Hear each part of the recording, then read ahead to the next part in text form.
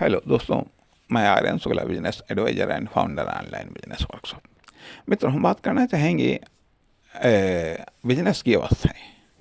Business की अवस्थाएं आमतौर पर सीधी सी बात आती है कि बिजनेस की तीन अवस्थाएं होती हैं।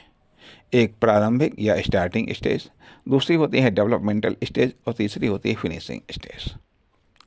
फिनिशिंग स्टेज जब कोई बिजनेस या कोई फर्म, दुकान, कंपनी या कोई कॉमर्शियल एक्टिविटी अपने विकास की चरम अवस्था को छूती है। ठीक है, चरम अवस्था को छूती है। दूसरी चीज़ डेवलपमेंटल स्टेज, जब कोई बिजनेस है अपना विकास करता है। अपना विकास करता है अर्थात अपना विकास स्टार्ट करके अधिकतम विकास की ओर अग्रसर होता है। ठीक है।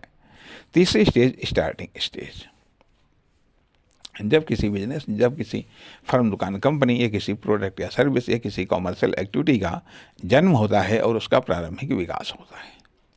उसका प्रारंभिक विकास होता है तो यह स्टार्टिंग स्टेज होती है।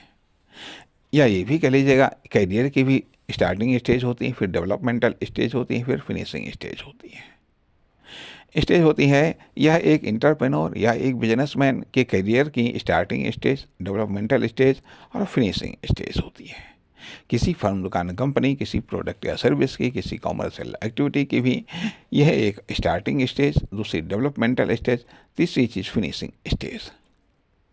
फिनिशिंग स्टेज, ठीक है, जब वो अपना विकास चरम सीमा पर प्राप्त करता है। ठीक है, लेकिन इसके अलावा ये तो एक पॉजिटिव या सकारात्मक स्टेज है कि हाँ, जब कोई व्यक्ति या कोई बिजनेसमैन या एंटरप्रेन्योर अपने करियर की शुरुआत करेगा तो वो इस तरीके से तीन पॉजिटिव स्टेज को पार करेगा। अर्थात पहले वह अपना प्रारंभिक विकास करेगा, स्टार्टिंग विकास करेगा, उसके बाद में फिर वो डेवलपमेंटल अर्थात विकास से विकासतर, अर्थात विकास से और अधिक विकास करेगा, फिर वहाँ से वो सर्वाधिक विकास करेगा।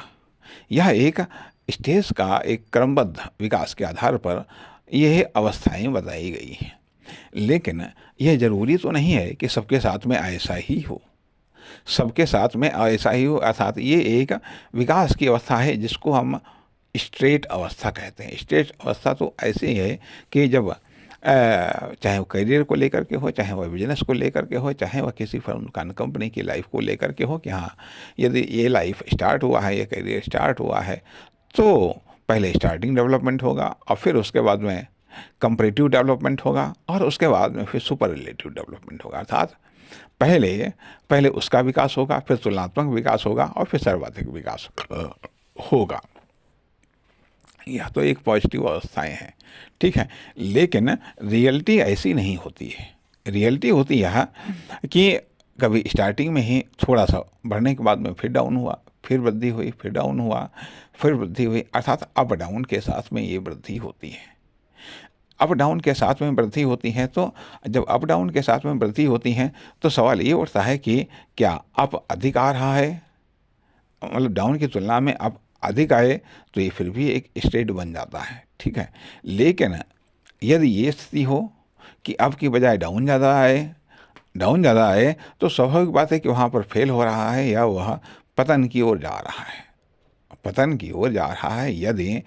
यदि ये है अप डाउन वाली गति है, यदि अप डाउन वाली गति है तो उसमें यदि मान लीजिए ठीक है, डाउन की अपेक्षा करता अप ज़्यादा आ रहा है, अप ज़्यादा हो रहा है, तब तो वो ग्रोथ करेगा। लेकिन यदि अप की बजाय डाउन ज़्यादा जा रहा है, अर्थात लाभ की बजाय नुकसान ज़्यादा हो रहा है, तब तो बिजनेस संकुचित होगा या फेल होगा।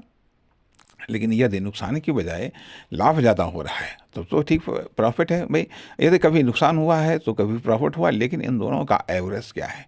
इन दोनों के एवरेज के आधार पर किसी फर्म, दुकान, कंपनी की या किसी प्रोडक्ट या सर्विस की या किसी कॉमर्शियल एक्टिविटी की वास्तविक स्थिति का आकलन होता है, यह वास्तविक स्थिति निर्धारित होती है। नमस्कार, धन्यवाद।